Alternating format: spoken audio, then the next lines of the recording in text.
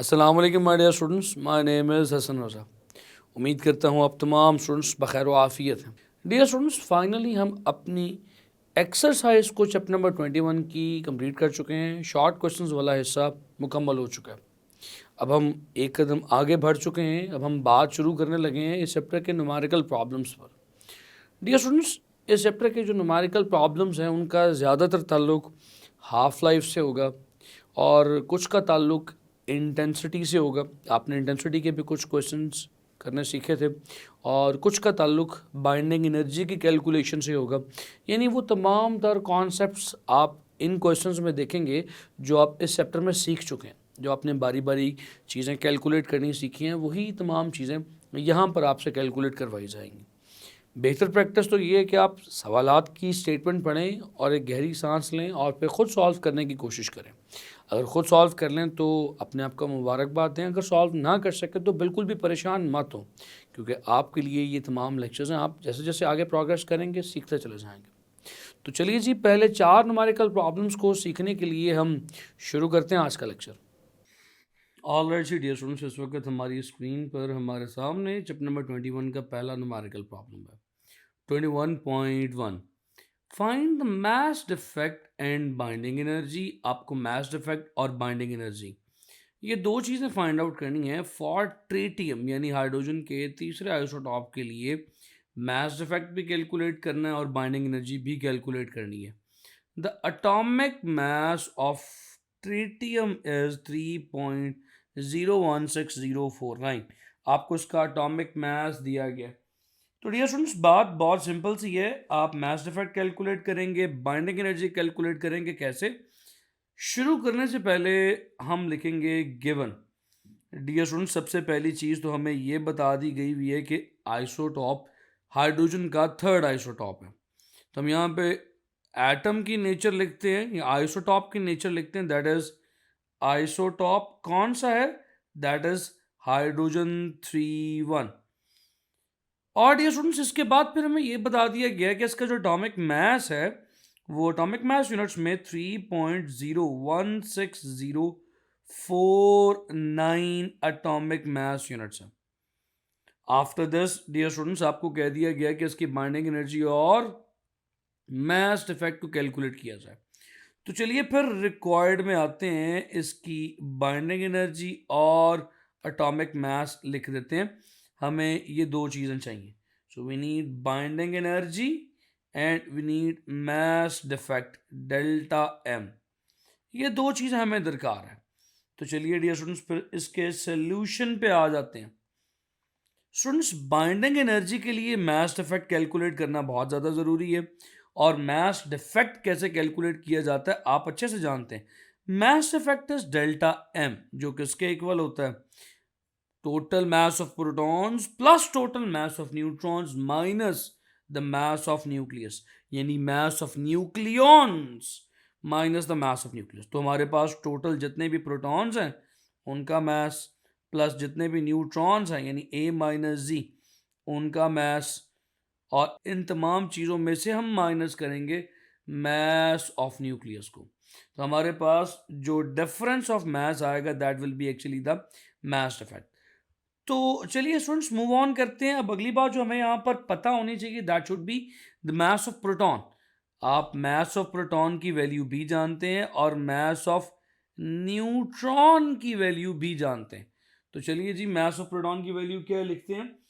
The mass of proton is 1.007276, 1.007276 atomic mass units। और mass of neutron की value भी आपने इस चैप्टर के दौरान शुरू में पढ़ी हुई है, एंड दैट इज 1.008665। हमारे पास ये वाली वैल्यू न्यूट्रॉन के मास की भी आ चुकी है। ये लीजिए यदि मास ऑफ प्रोटॉन और मास ऑफ न्यूट्रॉन दोनों आ चुके हैं। स्टूडेंट्स, अब जल्दी से वैल्यूज पुट कीजिए और हमें कैलकुलेट करना है मास डिफेक्ट। तो एक प्रोटॉन है, ये जो z है, z into M P, how many number of protons we have got, एक प्रोटॉन होता है इसमें।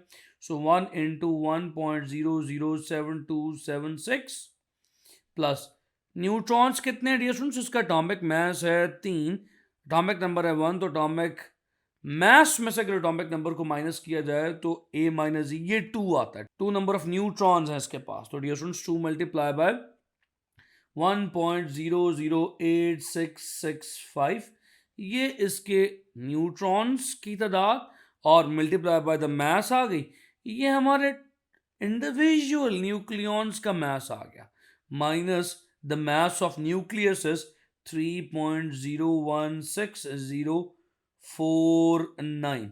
तो डियर स्टूडेंट्स आपको बस इस इक्वेशन के सॉल्यूशन की तरफ मूव करना है। अगर आप इस इक्वेशन के सॉल्यूशन की तरफ मूव करें, इन तमाम चीज़ों को ऐड करके 3.016049 में से माइनस करें तो dear students we will get 0.008557, 0.008557 atomic mass units. तो डियर स्टूडेंट्स हमारे पास फिर एटॉमिक मास यूनिट्स में मास डिफेक्ट की वैल्यू आ जाएगी। ये है जी हमारे पहले पार्ट का सॉल्यूशन, मास डिफेक्ट हम निकाल चुके हैं। डियर स्टूडेंट्स मास डिफेक्ट ही की मदद से बाइंडिंग एनर्जी को भी कैलकुलेट किया जाता है। देखिए मास डिफेक्ट तो आ चुका है और बाइंडिंग एनर्जी क्या होती है आप अच्छे से जानते हैं, E is equals to delta M C square. ये डेल्टा एम मास डिफेक्ट है।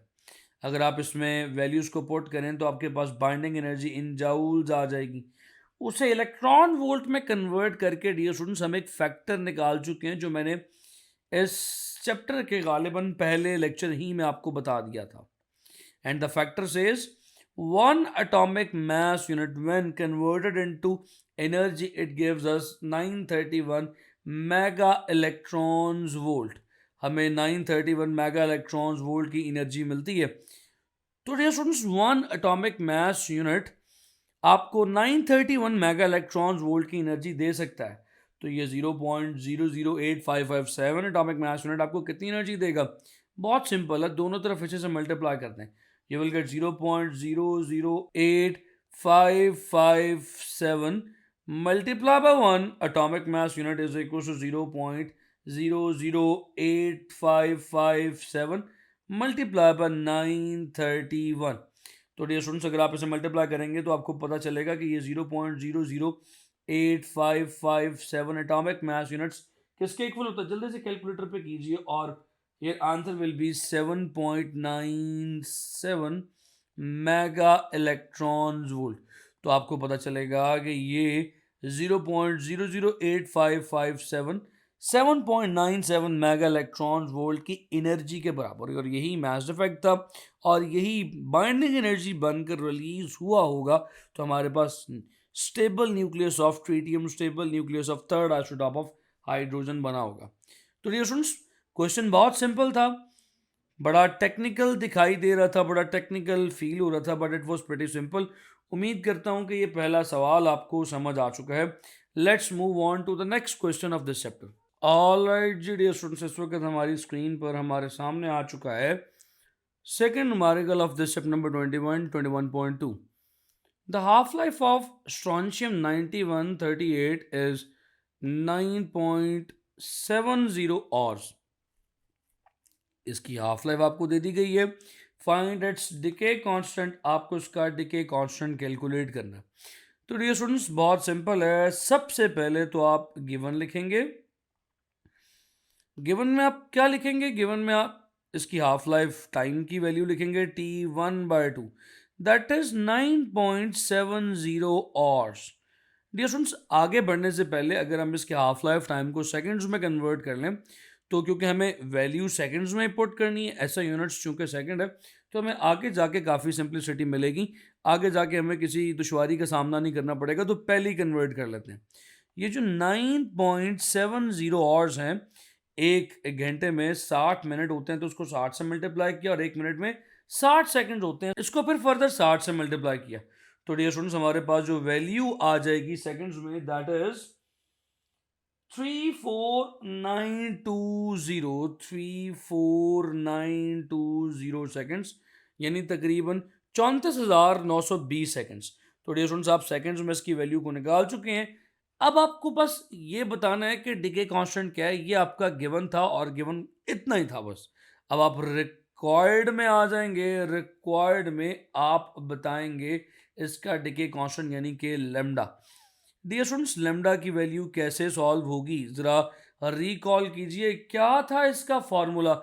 हमने during the discussion of half life एक ऐसा फॉर्मूला भी पढ़ा था जिस फॉर्मूले की मदद से अगर आपको हाफ लाइफ गिवन हो तो डिके कांस्टेंट निकाल सकते हैं, और अगर डिके कांस्टेंट गिवन हो तो आप हाफ लाइफ भी निकाल सकते हैं। Yes, the formula was product of decay constant with the half life time is equals to 0.693।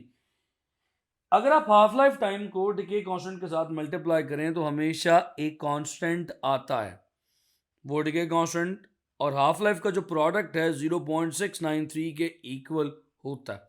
तो डियर स्टूडेंट्स, ये तो फॉर्मूला हमारे पास आ गया। फॉर्मूला आ जाए तो हमारा आधा मसला हल हो जाता है।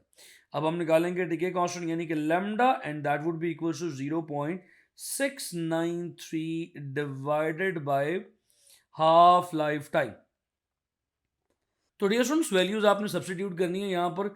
ये हो जाएगा 0.693 डिवाइडेड बाय 34920, 34,920 पे से डिवाइड करें और डिके कांस्टेंट यानी लैम्डा की वैल्यू आपके पास आ जाएगी dear students 1.98 into 10 raised to the power -5, 1.98 into 10 raised to the power -5 पर सेकेंड्स। ये लीजिए, ये है जी इस स्ट्रॉन्शियम का डिके कांस्टेंट जो भी आपने खुद सॉल्व किया। उम्मीद करता हूँ कि ये सेकंड क्वेश्चन भी आपको अच्छे से समझ आ चुका है। क्वेश्चन इंतहाई सिंपल था। Students, let's move on to the next question of this chapter. The element protactinium 234 and 91, atomic number जिसका 91 है, is unstable and decay by beta emission. Beta emission के जरिए से डिके हो रहा है with the half life of 6.66 hours. इसकी half life 6.66 hours है। स्टेट द न्यूक्लियर रिएक्शन, आपको न्यूक्लियर रिएक्शन भी लिखना है, एंड द डॉटर न्यूक्लियाई, आपको डॉटर न्यूक्लियाई भी बताना है कौन सा। तो डियर स्टूडेंट्स, क्वेश्चन इंतहाई सिंपल है। इसमें जो हाफ लाइफ टाइम आपको दे दिया गया है असल में उसका कोई यूज नहीं है।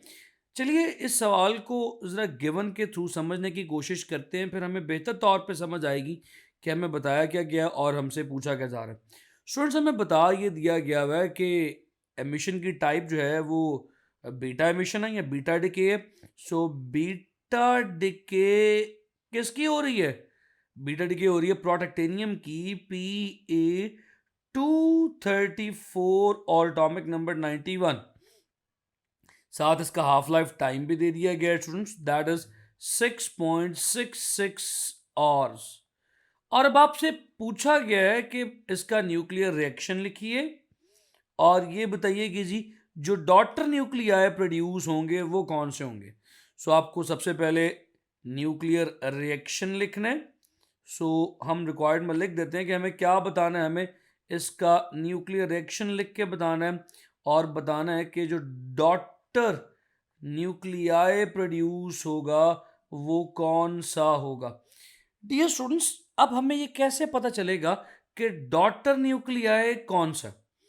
स्टूडेंट्स, बहुत सिंपल है, हम बीटा एमिशन के रूल्स को ओबे करेंगे तो जो नया डॉटर न्यूक्लियस प्रोड्यूस होगा उसका एटॉमिक नंबर देख लेंगे। बस उसका एटॉमिक नंबर हमें बता देगा कि वो कौन से एटम का न्यूक्लियस है। डियर स्टूडेंट्स, सॉल्यूशन पे आते हैं और रिएक्शन की हेडिंग देते हैं। देखिए बहुत सिंपल सी बात है, आप जानते हैं कि बीटा एमिशन में जब एक इलेक्ट्रॉन निकलता है तो एटॉमिक मैस वही रहता है, एटॉमिक नंबर में एक का इंक्रीज आ जाता है।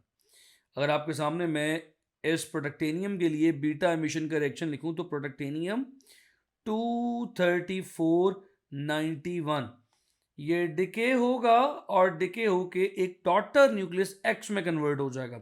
इस डॉटर न्यूक्लियस का एटॉमिक मास 234 ही रहेगा और एटॉमिक नंबर में एक इंक्रीज यानी कि 92 हो जाएगा। साथ एक इलेक्ट्रॉन यानी कि बीटा की एमिशन होगी प्लस ऑब्वियसली कुछ एनर्जी भी रिलीज होगी। डियर स्टूडेंट्स, अब ये हमारा डॉटर न्यूक्लियस है। इस डॉटर न्यूक्लियस में जो इंपॉर्टेंट चीज है वो क्या है आपके सामने अभी लिखता हूं। X is a daughter nucleus, atomic mass 234 और atomic number 92। स्टूडेंट्स, इसका एटॉमिक नंबर इंपॉर्टेंट है। मैं ये पहले भी बता चुका हूं कि किसी भी न्यूक्लियस के लिए उसका एटॉमिक नंबर यानी उसमें मौजूद प्रोटॉन्स की तादाद उसका आइडेंटिफिकेशन नंबर होती है। तो चूंकि डियर स्टूडेंट्स इस पूरे पीरियोडिक टेबल में, पूरे यूनिवर्स में सिर्फ एक ही एलिमेंट ऐसा है जिसका एटॉमिक नंबर 92 है, एंड दैट इज यूरेनियम। तो यहाँ पर इसकी बीटा एमिशन से यूरेनियम 234 और 92 वाला आइसोटॉप बन रहा है, यानी यूरेनियम 234 वाला आइसोटॉप बन रहा है। सो आपने न्यूक्लियर रिएक्शन भी लिख दिया, आपने जो बनने वाला डॉटर न्यूक्लियाई है उसके बारे में इंफॉर्मेशन भी दे दी कि वो कौन सा है। हाफ लाइफ की यहाँ पर कोई ज़रूरत नहीं थी। सो डियर स्टूडेंट्स, यहाँ पर हाफ लाइफ सिर्फ और सिर्फ आपको कंफ्यूज करने के लिए दी गई थी। So question which seems to be very tricky is very simple. Now you know the question. तो स्टूडेंट्स चलिए मूव ऑन करते हैं चैप्टर के नेक्स्ट न्यूमेरिकल प्रॉब्लम की जानिब। Numerical problem 21.4। Let's move on. All right dear students, अब हमारे सामने इस चैप्टर का फोर्थ न्यूमेरिकल प्रॉब्लम मौजूद है 21.4। Find the energy associated with the following reaction. Reaction आपके सामने मौजूद है। नाइट्रोजन 14 पे हम अल्फा पार्टिकल को बम्बार्ड कर रहे हैं जिससे ऑक्सीजन का एक आइसोटॉप क्रिएट हो रहा है और साथ एक प्रोटॉन प्रोड्यूस हो रहा है। यहाँ पर हमें प्रोटॉन का मास दे दिया गया गिवन में, और साथ कहा जा रहा है what does negative sign indicate. Students, इस न्यूमेरिकल प्रॉब्लम के सॉल्यूशन में कहीं पर नेगेटिव साइन आएगा, मैं आपसे आगे चल के शेयर करूंगा। अब सवाल ये पैदा होता है कि वो जो नेगेटिव साइन इस सवाल के सॉल्यूशन में आएगा, आखिर उस नेगेटिव साइन का क्या मतलब है। स्टूडेंट्स, आपको ये क्वेश्चन, ये रिएक्शन देखकर कुछ याद आ रहा है? दर हकीकत ये क्वेश्चन, ये रिएक्शन हमारे इस चैप्टर में ही मौजूद है। हमारे चैप्टर में एक टॉपिक था न्यूक्लियर रिएक्शंस का, हमने ये क्वेश्चन वहाँ पर किया था। स्टूडेंट्स चलिए ज़रा सवाल में मौजूद रिएक्शन को गिवन में लिख लेते हैं। हमारे पास नाइट्रोजन के न्यूक्लियस पर, नाइट्रोजन 14 7 के न्यूक्लियस पर एक अल्फा पार्टिकल यानी एक हीलियम का न्यूक्लियस बम्बार्ड किया जा रहा है। इस बम्बार्डमेंट के नतीजे में हमारे पास न्यूक्लियर रिएक्शन होता है और ऑक्सीजन 17 8 प्रोड्यूस हो जाता है और साथ में एक प्रोटॉन भी आता है। डियर स्टूडेंट्स, ये तो इसका गिवन है। इस गिवन के बाद आपने कुछ मज़ीद चीज़ें जो आप ऑलरेडी जानते हैं वो यहाँ पर लिखेंगे। डियर स्टूडेंट्स, ये नाइट्रोजन का मास, अल्फा पार्टिकल का मास और ऑक्सीजन का मास है। स्टूडेंट्स, अब यहाँ पर अक्सर सवाल किया करते हैं कि सर क्या हमें ये वैल्यूज़ याद रखनी है? तो इसका जवाब है जी, आपको ये वैल्यूज़ याद रखनी है। मुमकिन है कि जब आपको एग्जाम में ये सवाल आएगा तो नाइट्रोजन की वैल्यू आपको दे दी गई होगी, अगर ना भी दी गई हो तो आपको ये वैल्यू याद होनी चाहिए। So the atomic mass of the nitrogen nucleus is 14.0031 atomic mass unit. इसी तरह से डियर स्टूडेंट्स, जो हीलियम है या जो अल्फा पार्टिकल है He43, उसका एटॉमिक मास भी आप जानते हैं, that is 4.00264 atomic mass units. इसे इस तरह से U से रिप्रेजेंट किया जाता है। इसी तरह से डियर स्टूडेंट्स, फिर इस रिएक्शन में जो तीसरी चीज़ है वो ऑक्सीजन का न्यूक्लियस है। ऑक्सीजन के लिए O17 8, इसका भी एटॉमिक मास डियर स्टूडेंट्स आप जानते हैं, दैट इज 16.9991। और डियर स्टूडेंट्स, फिर फाइनली आपको प्रोटॉन का मास दिया गया है, दैट इज 1.00784। तो ये तमाम चीज़ें आपके सामने मौजूद हैं। इन्हीं चीज़ों को आपने सॉल्व करना है और सॉल्व करके आपने अपने फाइनल आंसर को कैलकुलेट कर लेना है।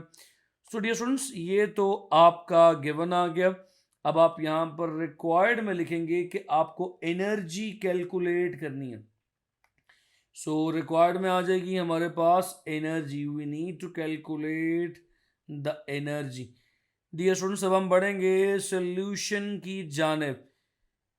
स्टूडेंट्स, एनर्जी का ताल्लुक चेंज ऑफ मास के साथ है।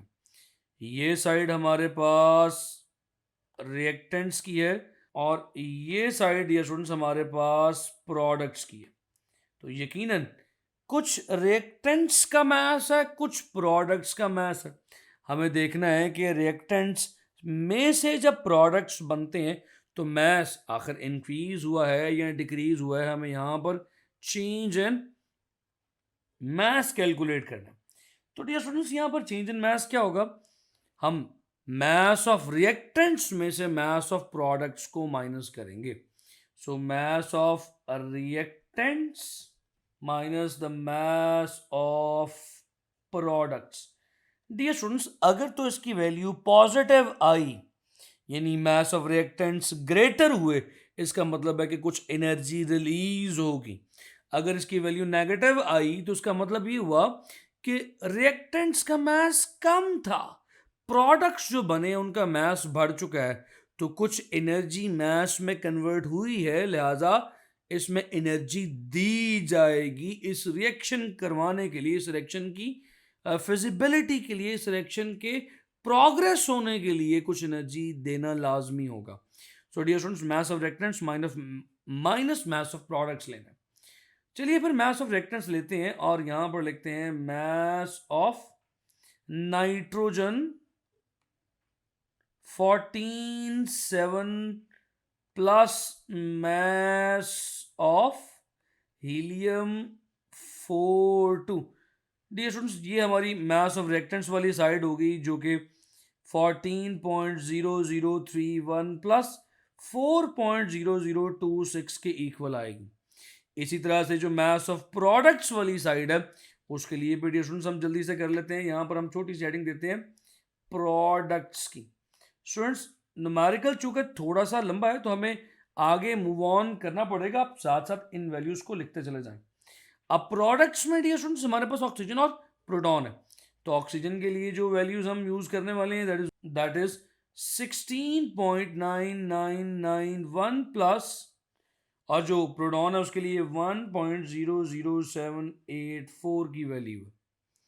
डियर स्टूडेंट्स आपके पास रिएक्टेंट्स और प्रोडक्ट्स दोनों की वैल्यूज मौजूद हैं, तो फिर जल्दी से चेंज इन मास कैलकुलेट कीजिए। डियर स्टूडेंट्स अब हम चेंज इन मास को कैलकुलेट करने के लिए अपने नेक्स्ट बोर्ड पर आ चुके हैं। आपने मास ऑफ रिएक्टेंट्स क्या लिखा था जरा एक दफा से दोबारा नजर मार लीजिए। आपके पास रिएक्टेंट्स का मास है 14.0031 प्लस 4.0026, ये मास ऑफ रिएक्टेंट्स है, माइनस मास ऑफ प्रोडक्ट्स के लिए 16.9991 प्लस 1.007844 करके लिखेंगे तो हमारे पास यहाँ पर मास ऑफ प्रोडक्ट्स आ जाएगा। अब अगर आप इन्हें सब्ट्रैक्ट करें और ऊपर ले आए वापस तो डियर स्टूडेंट्स समथिंग हियर, आपके पास जो वैल्यू आती है दैट इज नेगेटिव। अगर आप कैलकुलेटर पे करके देखें तो the value that you will get is -1.2 into 10⁻³ -3 atomic mass unit. अब ये नेगेटिव वैल्यू आ रही है मास की आपके पास। इस नेगेटिव वैल्यू ऑफ मास से डियर स्टूडेंट्स एनर्जी क्या निकलेगी, चलिए अब जरा एनर्जी की तरफ आते हैं। स्टूडेंट्स एनर्जी का formula E is equal to delta mc² होता है और आप वैसे भी एक फैक्टर पढ़ चुके हैं। अब मैं ज़्यादातर कैलकुलेशंस इसी फैक्टर की वजह से करवाता हूँ, इसी फैक्टर को इस्तेमाल करते हुए कैलकुलेशंस करना ज़रा आसान हो जाता है, इसलिए मैंने इसे पहले ही लेक्चर में आपके साथ डिस्कस कर दिया था कि अगर 1 एटॉमिक मास यूनिट कन्वर्ट हो जाए एनर्जी में तो 931 mega electrons of energy produce करता है। तो डियर स्टूडेंट्स अब हमें सिर्फ 1.2 इंटू 10⁻³ एटॉमिक मास यूनिट चाहिए, तो उसे मल्टीप्लाई कर लेंगे 1.2 into 10⁻³ atomic mass unit with negative sign, क्योंकि हमारे पास मास नेगेटिव में आ रहा है।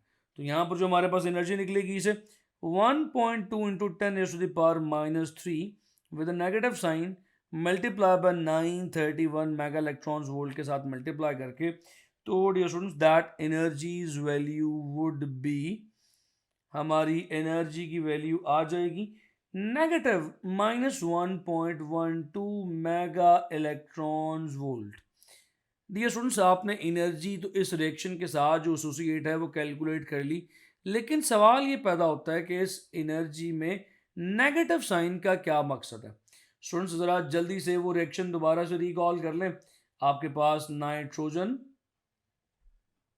का एक न्यूक्लियस था और उसके ऊपर आपने अल्फा पार्टिकल्स को बम्बार्ड किया है, जिससे आपके पास ऑक्सीजन का न्यूक्लियस और साथ प्रोटॉन्स प्रोड्यूस हो रहे हैं। डियर स्टूडेंट्स, ये नेगेटिव एनर्जी का मतलब ये है कि आप इस अल्फा पार्टिकल को बहुत जोर से नाइट्रोजन के न्यूक्लियस पर बम्बार्ड करने वाले हैं। Dear students, the energy of this alpha particle should be 1.12 mega electron volt. यानी कि इस रिएक्शन को प्रोसीड करने के लिए, आगे प्रोग्रेस करने के लिए हमें 1.12 मेगा इलेक्ट्रॉन वोल्ट की एनर्जी दरकार है। डियर स्टूडेंट्स, अगर तो ये 1.12 मेगा इलेक्ट्रॉन वोल्ट की एनर्जी मिल जाए तो ही ये रिएक्शन हो पाएगा। That means the reaction is deficient in energy, the reaction needs energy to get proceeded. तो डियर स्टूडेंट्स, बस इस नेगेटिव साइन का मतलब यही है। हम यहां पे एक छोटी सी हेडिंग दे देते हैं, सिग्निफिकेंस